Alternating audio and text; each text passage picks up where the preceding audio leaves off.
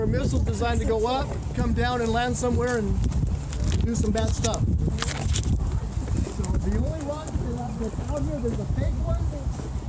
There's a really big one that's over here, the Saturn V, the model. Inside the building we're going to go to, there's actually a real one. So we can look at that one. We'll talk about that one for a little bit. That's actually the one that took us to the moon on the Apollo missions.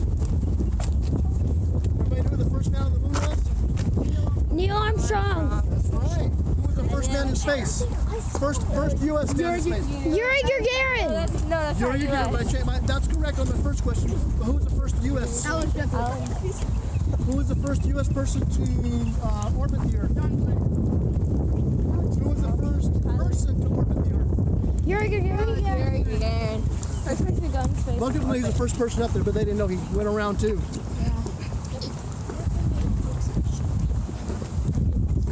They made a what? Hey, oh my god. Imagine having to climb up that. Oh, no. So high up. It's only 363 feet tall. Yeah. Okay, going inside, guys. Wait, we're going where? Inside. Inside, we gotta be in single file.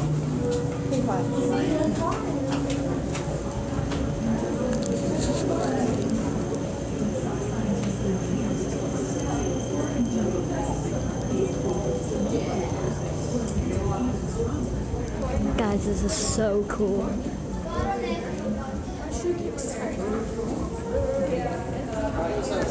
We're going to be following these folks up once they get upstairs? I mean, I know we're going to be in, so we brought that over here and then we're done. We get to go.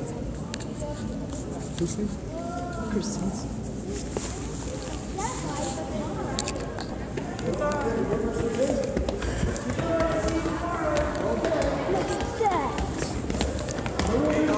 Look at that big batty. I'm live streaming this. So cool. Wait, you're live streaming what? This. What is this? This is all the random stuff. Like God. Look at that. This is the real Saturn V. I'm guessing that's the V2 over there. But geez Louise, man.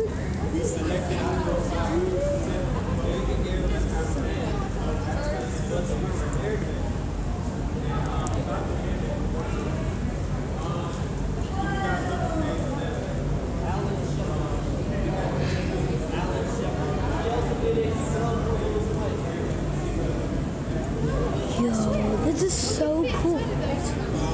Yeah, we could all fit in those. We're going to skip that. We'll come back to that because these guys show that. We're going to talk about the Saturn V. This is the same one that's out over there. This one's laid outside. It's actually sectioned off for the different stages so we can see each stage. Very nice. Each one of these engines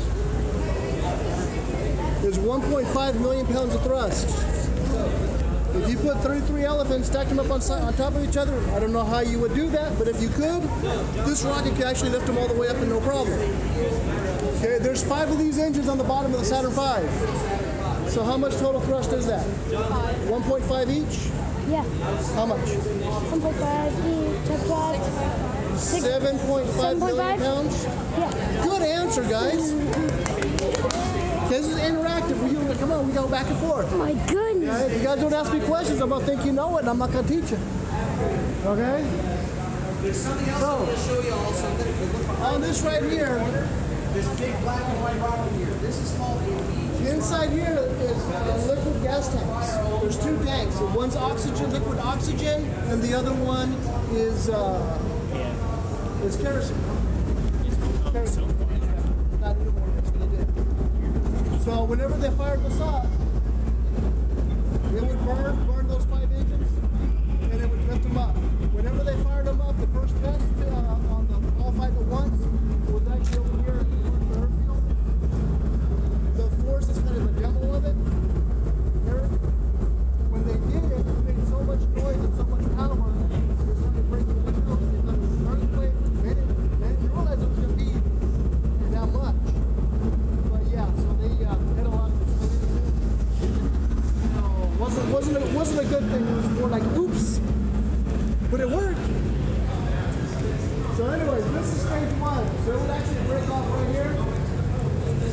Just like on the solid rocket boosters on the space shuttle, it took about 2 minutes for this to actually fall apart or to break off.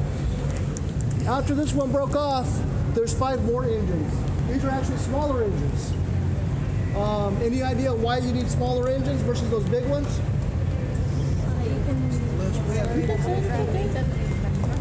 Why?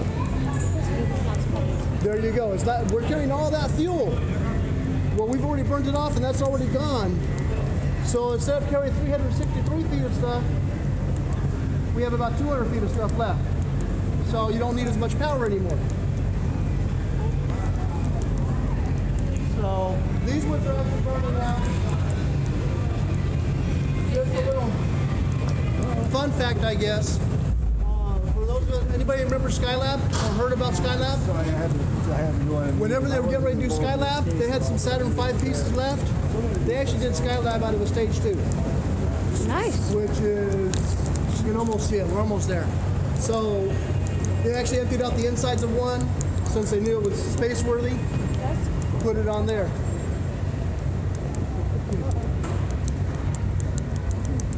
I'm watching that way, so I know I'm in the middle.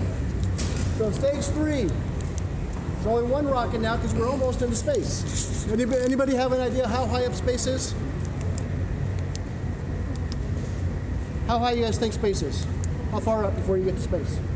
300 million miles? 300 million miles? Well, the moon's 239,000 miles away. So it'll be less than that. 100,000? Tyler, how far? 200,000? 200,000 or 200 miles? 200 miles. Any other guesses? 62 miles. Oh, wow. Yeah, that's what I said too. Really? So I went to the Google, and the Google says 62 miles also, or 100 kilometers. If the Google says it, it's got to be true, right? That's right. No, it really is 62 miles. Now, they say there's no air in space. Yeah, there's air. There's just, it's so thin and so minimal, it's considered as no air. So at 62 miles, that's where the atmosphere gets so thin, it's no longer considered atmosphere anymore. But it's like that everywhere. So 62 miles up, it's called the Kármán line. I still haven't found out why they call it the Kármán line, but that's what it's called.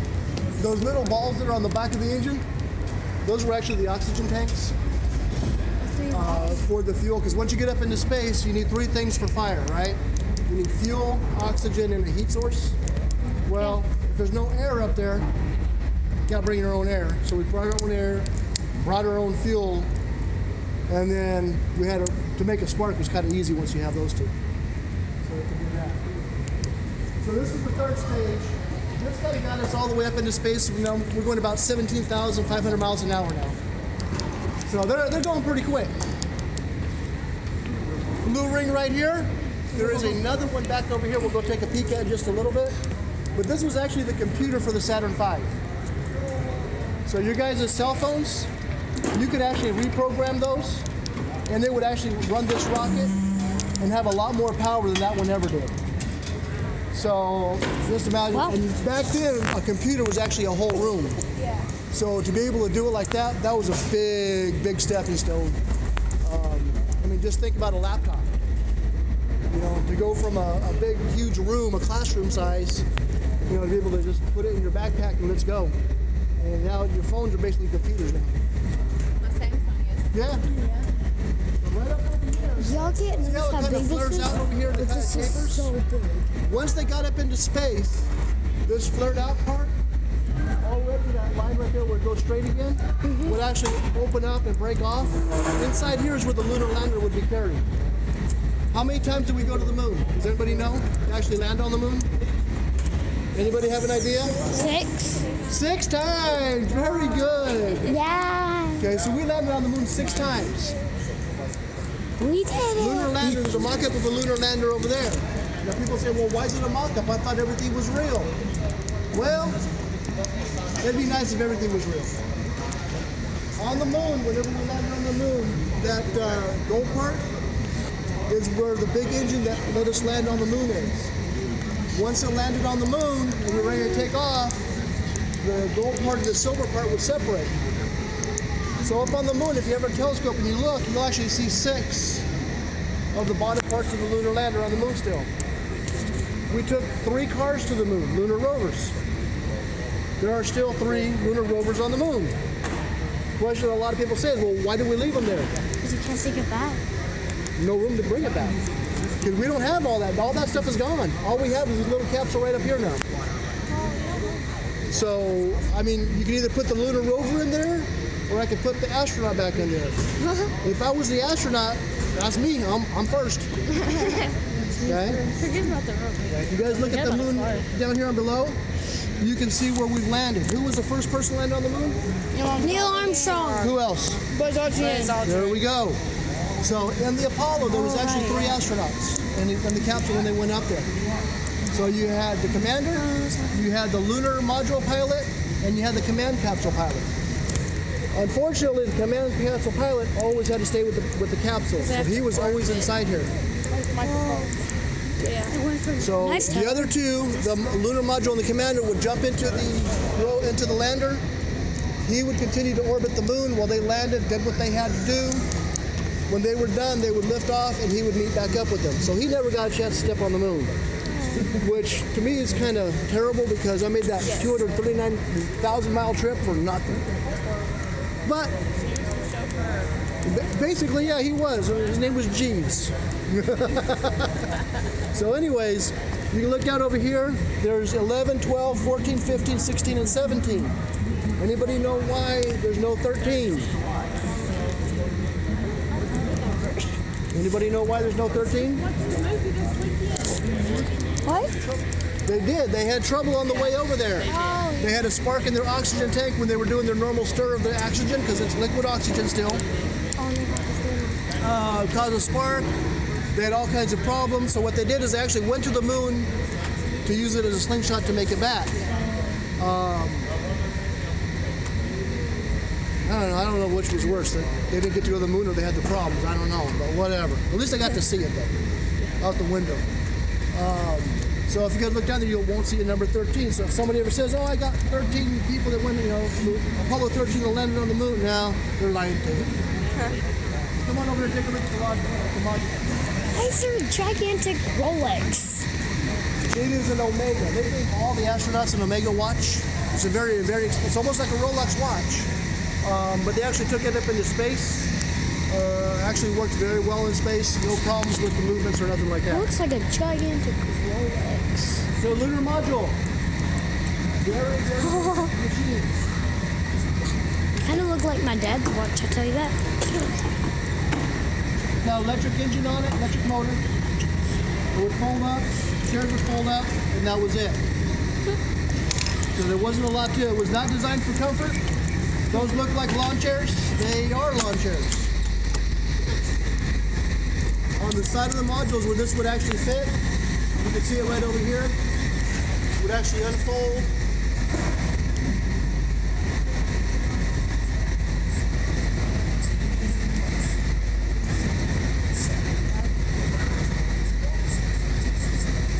And that's how they would get on. Tires are made out of piano wire. They are hollow. There's holes in them. Anybody have an idea why didn't we use a regular tire up on the moon? Because it wouldn't get good traction. Get off. No. It would like bounce. Yeah, whenever you have tire, you have air pressure. There's air pressure around us right now. So we have all that pressure that's holding from popping. Okay? Up on the moon, there's no air pressure. We have air inside. It would just keep on expanding until it popped. So we couldn't do it that way. So that's why they use the hollow tires. It's made out of piano wire. It's a really nice thick wire, stainless steel. Nice. So I don't know. I thought that was kind of cool. I never even would have thought of that. To me, I'm like, well, why would you use that? Why would you use tires? Get some knobbies. It won't float. It wouldn't float. It would still sit on the. It's still got gravity on the moon. Oh, okay. So it's got 1/6 the gravity. So Would it bounce? you would bounce on it. You would bounce yourself. So on Earth, if you weighed 120 pounds and the moon is 1/6 the gravity, how much would I weigh up on the moon? 20. 20 pounds? 20 pounds. I want to go to the moon. You scoot by a monkey over here, guys. So on the bottom of the lunar lander, you see that big old black engine that's on the bottom, kind of sticking out a little bit?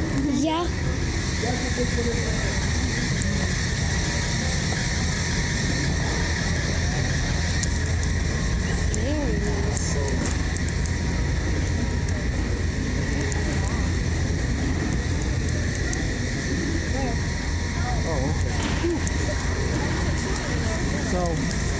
Whenever they landed on the moon, this is the engine that would fire, so they would actually crash into the moon. It would kind of let them down semi-gently. And then you got the 5 posts that would actually hold up the module.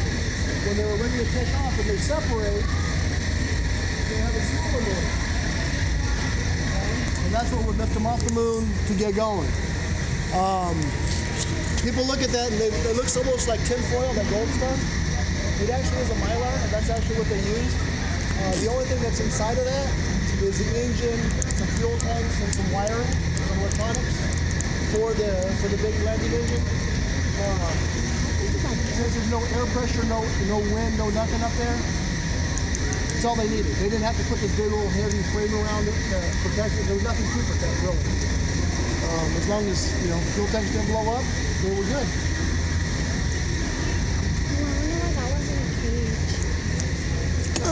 Do you remember that's the one that they tested with? Caitlin, that's the one that they tested with and it burnt up. Remember? Because they used 100% oxygen. This is probably my favorite exhibit that we have here. This is the capsule from Apollo 16. This one actually went up into space on the final one. It used to not have the glass walls in front of it. They used to let people go inside of it. NASA started getting upset with us because people were doing what people normally do. They start breaking stuff. So they said either put it behind glass or we're going to take it away. So we put it behind glass. It used to be white. When it was coming back through the atmosphere, the paint just kind of burned off of it. You guys see the honeycomb stuff that's on there? It's actually the heat shield. If we look on the back side of it, you could actually see where the heat shield actually started burning up.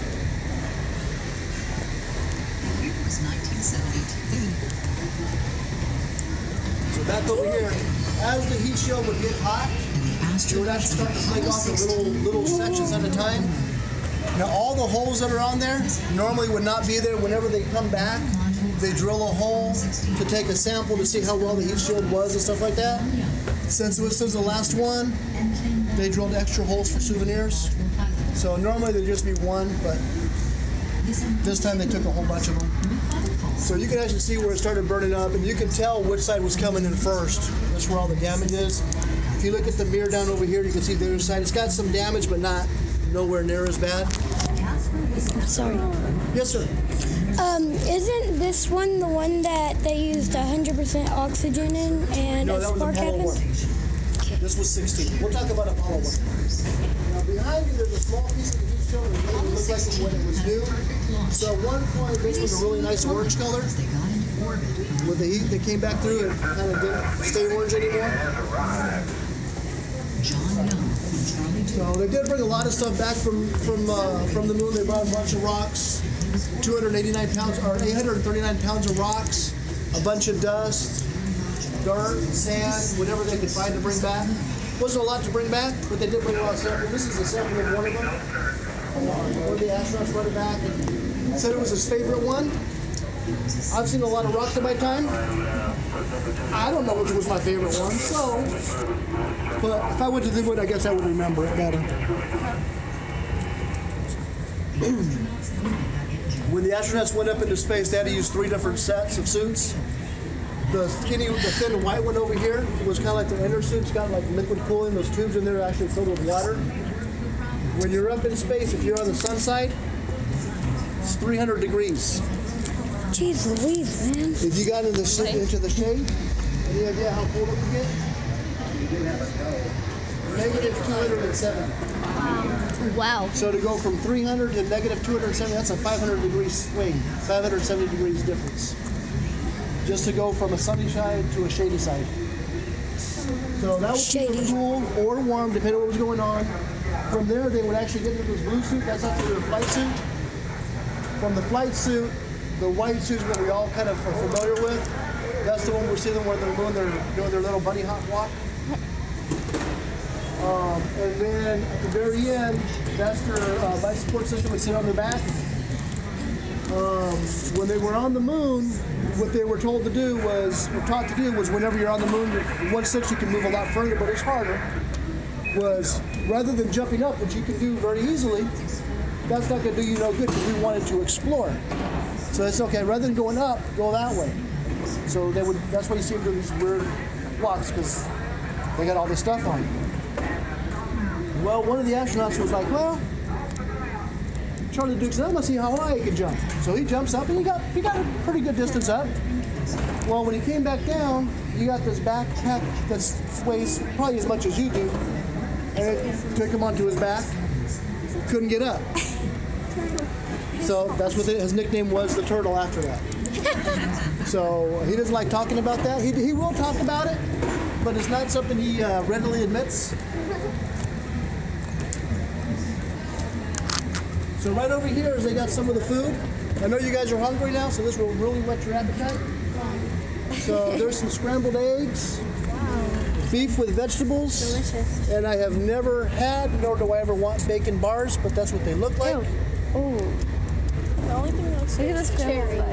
Food nowadays for the space station is a lot better. They didn't have a lot of selection back then. Now they have about 250 different choices that they are able to choose from. So you got scrambled eggs Yeah, we in the do. middle, That's for dinner and tonight. on the left you have beef with vegetables, and on the right you have bacon bars. Crew trainers have their own meals. Very nice. Very nice. So, Ruining my appetite. above I the ate a few capsule there is minutes a ago. parachute that's up there. It was not the parachute that they used for the Apollo 16 capsule. But whenever it did come back in, 3 parachutes would actually deploy. I have a picture of it up over Looks like here. a whole bunch. A lot of people says, why is there so many holes? Well, when it's falling in after it's coming through the atmosphere, it's going over 400 miles an hour. If it was just a solid parachute or just 1 or 2 holes, parachute would just tear itself into shreds. So the holes help the air slow it down enough to whenever they land without turning the chutes. They would land in the water, in the ocean. Ships would go out there with a helicopter to pick them up, load them up, and bring them on back. Very nice. This is incredible. I'm so glad I came. Thank you, Nana, for helping me be able to come.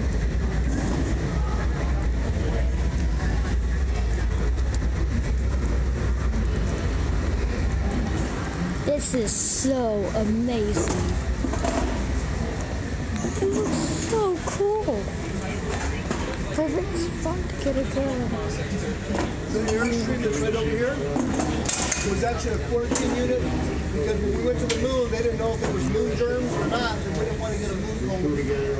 So when they brought the astronauts back on the Navy ship, they would actually be one of these where they would quarantine the astronauts. They only did it for 3 missions on the moon. After that, they kind of figured out we don't want to get done on the moon anymore, so we don't have to worry about it. So what was the first Apollo landing on the moon? Anybody know what mission number that was? Which Apollo mission landed on the moon first? So we had 3 of them that we used it for. So which 3 would we use it for? 11, 12, and 14. 14, because there was no 13. We do have a trivia night tomorrow night. So it's going to be our team versus the other teams. A lot of the stuff that I'm telling you, if I kind of repeat it a couple of times, kind of I hope I understand why I keep on repeating it. So 11, 12, and 14 Apollo. Okay? Good to know. I'm watching this over tonight. When this stuff was going on, do you remember? I'm sorry. Doing this? Oh, yeah. Everybody, I don't care if it was 4 o'clock in the morning. Everybody got up and watched lift off or splashdown. I mean, it was a big deal. Papa, what do you think about this? It's all right. It's pretty good. Oh no, it announced and you got up and watched it, period. Or listened to it on the radio. Or no matter what time of day or night it was, you wanted to see it. If you guys want to take a peek in there, you can. There are glass walls right there, so you can only go where the young ladies are right there. That's about as far as you can go. Yes. This is going to be If you guys want to take a peek in there, you're more than welcome. perfection. I don't think all of us can fit, though. I wish. Flew together a lot in the Navy. We were Don't block the door. back up together for Neil Armstrong and Gemini 8. We flew together on Gemini 11. We were back up together again with Aldine on Pond Guys, it's 9. gonna be so cool. So, Doing here, I'm gonna wait. time, What did Scott do? being together, knowing each other that well, it was just a natural thing. We liked each other, we enjoyed each other. Yeah, watch your head. Take your eyes out of your head and watch your head. Scott, go. Oh, you actually We're gonna come up over here. Look at that. Look at that. They had a microwave. They had a microwave. Look at all that. Whoa, that's so cool. It looks like a trailer for it. It actually does. Kaylin, bang in my head. Bonk. Oh, I forgot to The bonk. A long time ago. This is so cool, guys. Kaylin, this is so cool. I haven't seen any breakdowns as far as how much. All right, well, come on up over here, guys. Upstairs, we're going up a staircase. Going up a staircase. So whenever they were getting ready to go up into space, this is what they would practice in for the lunar landing, for the lunar module. And then on the left-hand side is an actual mock-up of the command module.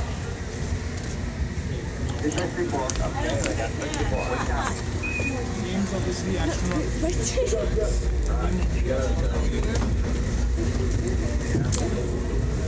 Guys, this is so cool. Oh my. Can I go out for Scott? Oh, 3 people can come in. Let's go for Scott. Landing retro. Go. Guys, go. Control. A little dark. We're go for landing. Boys, Go for landing. Over. look at that. Go for landing. Scott! Yeah, Scott, don't flip anything. Are we allowed to flip them? Light side on right. No. Alright, guys. 47 degrees. Roger. That's it for today's live stream. Tomorrow, I'll live stream some more. Looking great. You go. That's the live stream for today. I'll leave y'all here. Hope y'all like and I hope y'all subscribe. I'll see y'all next time. Goodbye.